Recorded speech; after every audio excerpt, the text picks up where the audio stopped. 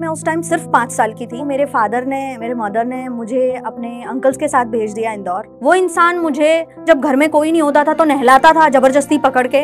एक मेरे ही साइज की, आज मैं जितनी हूँ उतनी टंकी हुआ करती थी हमारे यहाँ लोहे की, उसके ऊपर बिठाल दिया करता था। मैं इतनी छोटी थी कि मैं जंप नहीं कर सकती थी और मेरे साथ वो सेक्सुअल अब्यूज करता था। जो सब चीजें की जाती हैं वो सब भी करता था। पेरेंट्स जो थे उनका ऐसा कहना था कि आपको जो है तुम्हारे लिए यही है, हम कुछ नहीं है। उसके बाद मैंने डिसाइड किया कि मुझे एक ऐसी लड़की जिसके रिलेटिव्स ने बचपन में उसके साथ सेक्सुअल अब्यूज किया और उसकी फैमिली ने भी उसका साथ छोड़ दिया, उसने अपनी लाइफ में बहुत सारी परेशानियां, संघर्षों का सामना किया एंड वो आज आपके सामने डटकर खड़ी है। नमस्कार, मेरा नाम अनु सिंह राजपूत है। मैं एक सेल्फ डिफेंस ट्रेनर हूँ, साथ ही मैं गुड टच बैड टच भी ट्रेन करती हूँ और मेरा एनजीओ है अनुभूति charitable trust. And one more thing, मैं आर्टिस्ट भी हूँ। मैं एक ऐसी फैमिली से बिलोंग करती हूँ जो बहुत ज़्यादा कंजर्वेटिव माइंडसेट की है। एक्चुअली पहले हुआ करती थी, अब तो नहीं। मारना पीटना इट्स नॉर्मल। इट्स लाइक कि तुमने ये बर्तन गिरा दिया तो मार दिया, तुम जोर से क्यों हंस रहे हो, चिल्ला क्यों रहे हो, तुमने मस्ती की, कुछ भी। एंड मैं बहुत बड़ी जॉइंट फैमिली से भी हूँ जहाँ मेरे फादर ने अंकल्स को संभाला, शादी की, उनकी पढ़ाया। ऐसा रहता है कि किसी के भी बच्चे किसी के पास रह रहे हैं। तो मेरे पेरेंट्स ने मुझे अपने अंकल्स के साथ भेज दिया इंदौर पढ़ने के लिए। मैं 5 साल की थी तब और वो अनमैरिड थे सभी। सो मैं वहाँ उनके साथ रहने लगी एंड वहाँ पर स्टडी करने लगी। मैं उस टाइम पे फर्स्ट में थी, आई नो। और ऐसे ही जॉइंट फैमिली में एक ऐसा माहौल भी होता है कि आप अपने पेरेंट्स से ना इतना कनेक्ट नहीं करते हो। मेरी फैमिली में तो स्पेशली ये था कि कभी कभी ऐसा होता ना कि आप अपने पेरेंट्स से बात कर सकते हो, ऐसा नहीं था। मैंने कभी मेरे पेरेंट्स से बात नहीं की, 2-2 3-3 महीने ऐसे हो जाते थे। एंड मिलने जाना इट्स लाइक कि गर्मियों की छुट्टी में मिलने जाते थे कुछ दिन के लिए। सो इस तरीके से चलता रहा। इसी दौरान हमारी फैमिली में माहौल ऐसा था कि डर का माहौल, कि आप किसी से कुछ कह नहीं सकते हो। मैंने जिस तरीके से सब चीज़ें फेस की है, मैं किसी से कुछ शेयर नहीं कर सकती थी। आने वाले टाइम पे जो भी मेरे साथ हो रहा था, वो मेरी हिम्मत ही नहीं थी मैं किसी को शेयर करूं, बिकॉज ऑफ मुझे नहीं बताया गया था कि ये बैड टच है। मैं मेरे अंकल्स के साथ रहती थी और उस टाइम पे मेरे एक जो रिलेटिव थे वो रूम लेकर बाहर रहते थे और वो मुझे एवरी वीक में 2-3 टाइम्स अपने रूम पर ले जाते थे और मेरा सेक्सुअल अब्यूज़ करते थे। मैं उस टाइम सिर्फ 5 साल की थी, मुझे सब कुछ याद है बहुत अच्छे से। देन ऐसे ही चलता रहा। इस चीज़ का फ़ायदा पड़ोसियों ने भी उठाया, नेबर्स ने, कि मैं स्कूल से घर आती थी तो कोई आसपास, घर में चाचू लोग रहते नहीं थे। सो घर लॉक रहता था, मैं चाबी लेती थी नेबर्स से, घर ओपन करती थी और इस चीज़ का फ़ायदा नेबर्स भी उठाते थे। ये कुछ टाइम तक चला। देन उसके बाद ये मुझे नहीं पता था मेरे साथ गलत हो रहा है, ना ही मेरे पास कोई वहाँ फीमेल थी जिससे मैं ये चीज़ें शेयर कर सकूँ कि मेरे साथ ऐसा हो रहा है। सो आफ्टर सम टाइम एक और बड़ा इंसिडेंस हुआ जब मेरे ही अंकल के एक फ्रेंड, वो हमारे यहाँ आकर खाना बनाते थे, खाते थे और उन्होंने मुझे ज़्यादा डरा के रखा था इस चीज़ को लेकर कि तुम्हें किसी को कुछ नहीं बताना है जो भी मैं तुम्हारे साथ कर रहा हूँ। तो वो मेरे साथ उन्होंने करीब 2 साल तक मुझे वो नहलाते थे। इतनी हाइट की एक टंकी होती है, उस पर मुझे बिठाल दिया करते थे और मैं उससे उतर नहीं पाती थी जस्ट बिकॉज़ ऑफ मैं बहुत छोटी थी। सो मुझे पेन होता था और उन्होंने मुझे इस बात के लिए डरा के रखा था कि अगर तुमने चाचा को शेयर किया, बताया तो वो तुम्हें ही मारेंगे। ये सिलसिला 6 साल तक चला मेरे साथ। आफ्टर दिस शादी हो गई अंकल की और सब कुछ नॉर्मल होने लगा। मुझे ऐसा लगा कि ठीक है, ये पास था, मैं कभी ना कभी किसी को बताऊंगी ज़रूर कि मैंने क्या फेस किया है। क्योंकि उसके बाद मैं ना एक डरी सहमी लड़की रहने लगी कि कहते हैं ना कि किसी से कुछ शेयर नहीं करना, किसी को कुछ बताना नहीं। उस टाइम पे एक थॉट ये भी आता था दिमाग में कि इतनी छोटी उम्र में ये सब हुआ है तो शायद इसमें मेरी ही गलती है। ये थॉट आया कई बार, उस वजह से भी मैं चुप रहती थी। पेरेंट्स से इतना बॉन्डिंग था नहीं कि उनसे आप कुछ शेयर कर सकते हो। फैमिली में इस तरीके का माहौल था कि आपने अगर कुछ भी किया तो आपको मार देते थे, छोटी सी चीज़। एंड जब मैं 9th में थी तो मेरे एक रिलेटिव ने और मुझ पर ट्राई की ये सेम चीज़।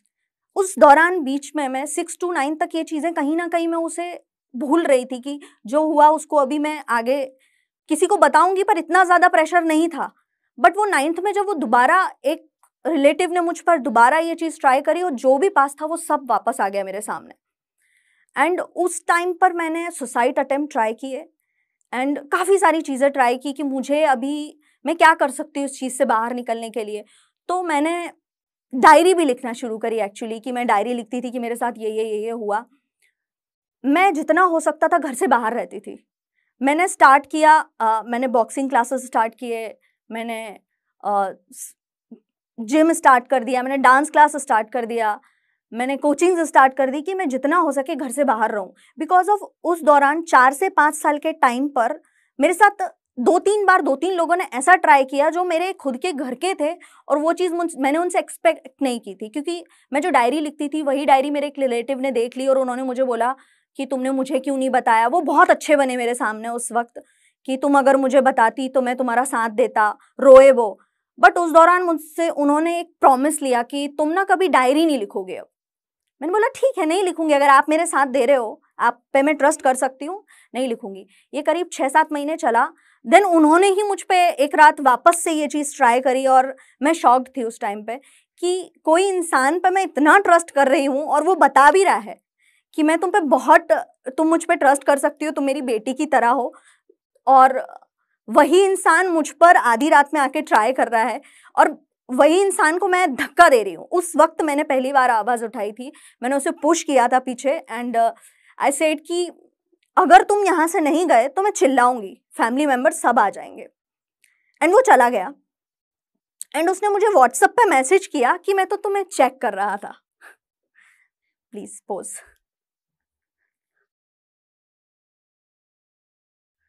उसके बाद मुझे ये चीज़ समझ में नहीं आई कि फैमिली एक्चुअली होती क्या है, क्योंकि ट्रस्ट नाम की जो चीज़ बताई जाती है आपको कि ट्रस्ट ना एक ऐसी चीज़ होती है कि बताते हैं ना ट्रस्ट आप अपनों पे कर सकते हैं। मुझे सिर्फ अपनों पे ही ट्रस्ट नहीं है, आज भी ऐसा सिचुएशन है। उस टाइम पे एक चीज़ हो जाती है ना कि दिमाग में कुछ नहीं आ रहा था, मैं ब्लैंक हो गई थी। उस टाइम सिर्फ मेरे दिमाग में एक ही ख्याल आया था कि मैं इस लाइफ को ख़त्म करूँगी।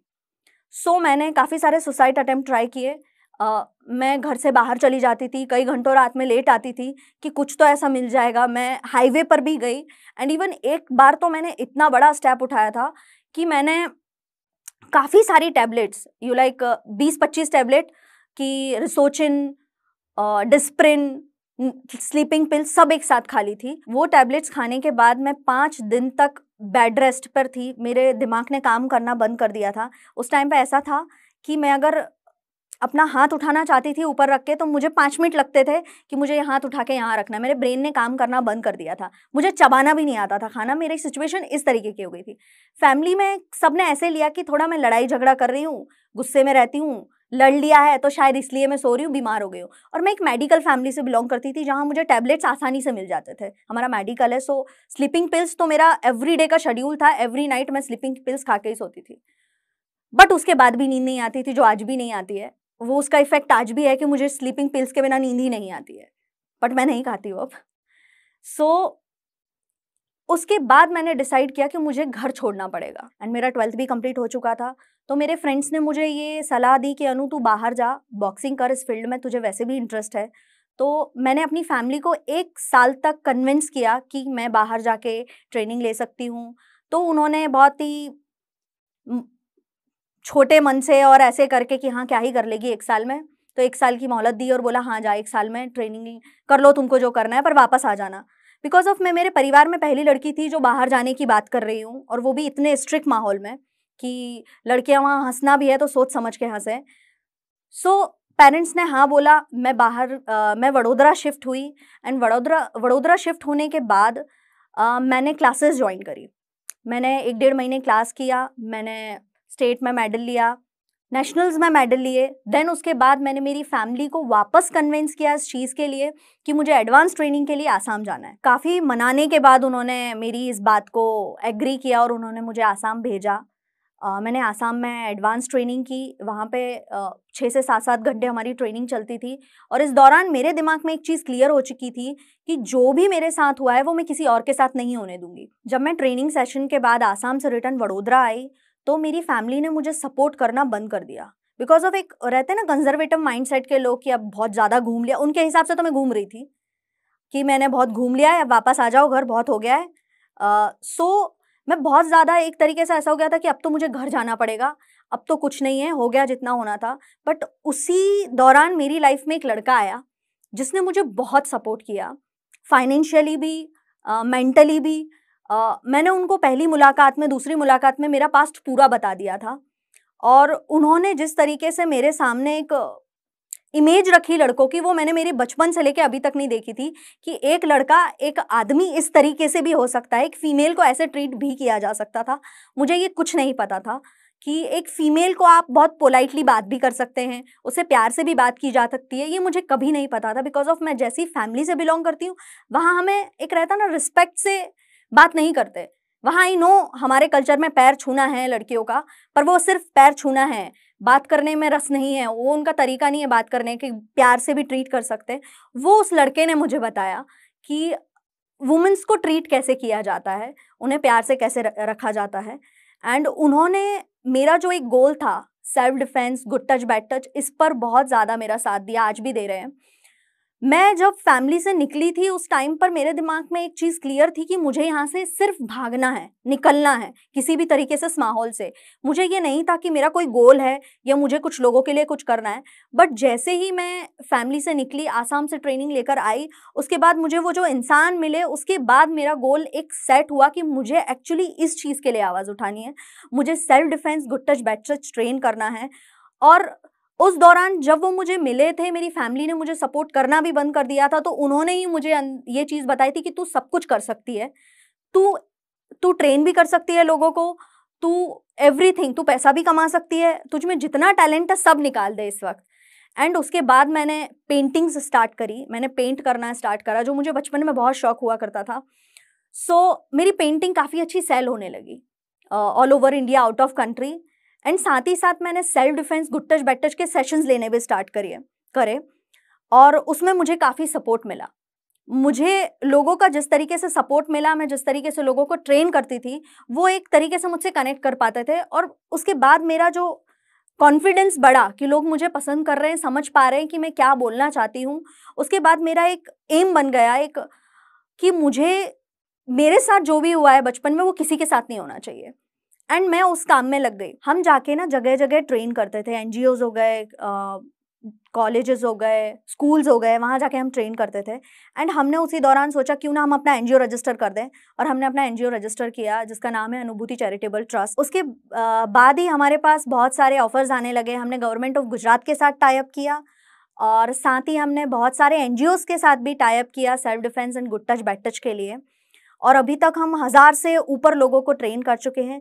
साथ ही हम अपने एनजीओ में 600 से ज़्यादा लेडीज़ को अडॉप्ट करके रखा है। हम इस्लाम की जो लेडीज़ हैं उन्हें अडॉप्ट करके रखा है फॉर पैट डोनेशन। और आज मैं एक सेल्फ डिपेंडेंट वूमेन हूँ जो घर से निकली थी ये सोचकर कि सिर्फ इस घर से छुटकारा चाहिए, और आज मेरा एक गोल है जो कि मैं पूरा भी कर रही हूँ और आगे भी करती रहूँगी। अभी कुछ टाइम पहले ही, मिनिमम 2 साल पहले ही मैंने हिम्मत की अपने पेरेंट्स से ये सब चीज़ें शेयर करी। मेरे मम्मी पापा को बिठाला, उन्हें सब कुछ बताया। एंड कहते हैं ना, उन्होंने जब ये चीज़ सुनी मेरे पापा ने, तो उन्हें थोड़ी देर तो यकीन ही नहीं हुआ कि ये क्या हो गया, ऐसा कैसे हो गया। वो इस चीज़ को इस तरीके से देख रहे थे, वो ऑन द स्पॉट रोने लगे। उन्हें समझ ही नहीं आ रहा था मैं कैसे रिएक्ट करूँ। बहुत गुस्सा भी हो गए कि मैं किसी को नहीं छोड़ूंगा, ये कैसे किया। एक रहता है ना, एक बाप वाला जोन आ गया जो मैंने एक्सपेक्ट ही नहीं किया था। मुझे ऐसा था कि ये बोलेंगे हाँ चुप रहो, जो जैसी लाइफ चल रही है वैसे जियो, घर से दूर रहो जितना हो सकता है। मुझे ये एक्सपेक्टेशन थे, बट इसका उल्टा हुआ। एंड मेरे फादर ने मुझे यही बोला कि मैं किसी को नहीं छोड़ूंगा, सबको मतलब सजा दिलाऊंगा, मैं केस करूंगा।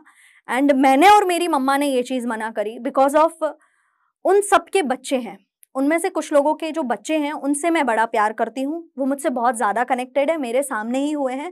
और मैं ये चीज़ बिल्कुल नहीं चाहती कि जैसा बचपन मेरा बर्बाद हुआ है वो किसी भी बच्चे का हो, क्योंकि जो भी उन्होंने किया है ना वो सब आज भुगत रहे हैं।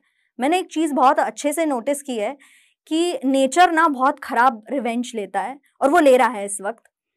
शायद इतना अच्छा हमारे यहाँ की कोर्ट गवर्नमेंट कोई नहीं ले पाता जितना अच्छा नेचर बदला ले रहा है। मैं उससे बहुत ज़्यादा सेटिस्फाई हूँ। तो मैंने इस तरीके से इस चीज़ को जब सोचा कि मुझे इस चीज़ को इस तरीके से नहीं ले जाना है कि मेरे साथ ये हो गया, लाइक बेचारापन कि मेरे साथ ये नहीं होना चाहिए था। आई नो जो हो गया वो बदला नहीं जा सकता, वो सिर्फ एक्सेप्ट किया जा सकता है। मेरी लाइफ में एक टर्निंग पॉइंट था जब मुझसे लोग एक चीज़ पूछते भी थे, मेरे फ्रेंड्स, की तू कैसे सर्वाइव करती इन सब चीज़ों में। तो मेरा एक सिंपल सा आंसर हुआ करता था कि मैंने ना चीज़ें एक्सेप्ट कर ली है। कई बार लोग क्या करते हैं ना कि ये सोचते हैं कि इसे भूलना है और उसमें कई साल गुजार देते हैं कि इसे भूलना है। आई थिंक सो जो आपके साथ हुआ है वो आप कभी भूल नहीं सकते हो, उसे एक्सेप्ट करो, वो ज़्यादा बेटर है। एंड मैंने वही किया, मैंने एक्सेप्ट किया।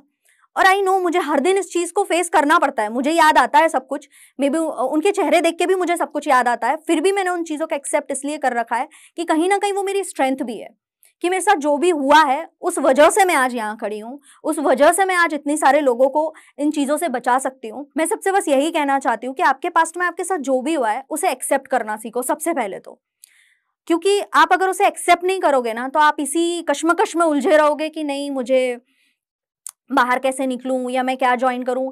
मेरे हिसाब से आपको इस चीज़ से बाहर निकलने के लिए सबसे पहले उसे एक्सेप्ट करना पड़ेगा। सेकंड थिंग, उससे बाहर निकलने का रास्ता चुनना पड़ेगा, क्योंकि जब आप इस चीज़ को एक्सेप्ट कर लोगे ना तो आपके लिए बहुत ईजी होगा कि मैं इस चीज़ से बाहर कैसे निकलूं। जैसे मैं निकली, मैंने एक्सेप्ट किया, मैं फिर बाहर निकली, मैं कुछ कर पाई, वैसे ही आई थिंक सो कि आप लोग भी इस चीज़ को बहुत ही नॉर्मलाइज कर लो। आई नो इस चीज़ को नॉर्मल नहीं कर सकते, कभी भी कहीं भी आ सकता है। और मेरा मानना ये भी है कि भगवान तकलीफ़ें उसी इंसान को देता है जो झेल सकता है, उसको उतनी मिलती है। सबको अपनी प्रॉब्लम ज़्यादा ही लगती है, मुझे भी लगती है मेरी, पर मैं जब किसी के हाथ नहीं होते हैं ना तो उसको सोचती हूँ कि मुझसे ज़्यादा इसकी है आई थिंक। तो मैंने दुनिया को अलग नज़रिए से देखना शुरू कर दिया और मेरे लिए बहुत ईज़ी हो गया। एंड लास्ट जोश टॉक का थैंक यू बोलना चाहूँगी, जिन्होंने मुझे ये प्लेटफ़ॉर्म दिया, जिसके थ्रू मैं अपनी पूरी स्टोरी आपके सामने रख सकती हूँ।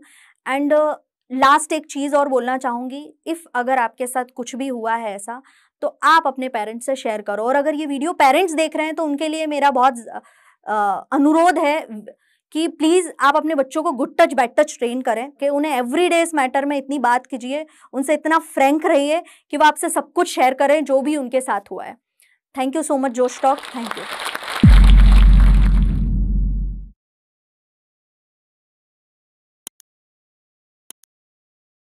मैं उस टाइम सिर्फ 5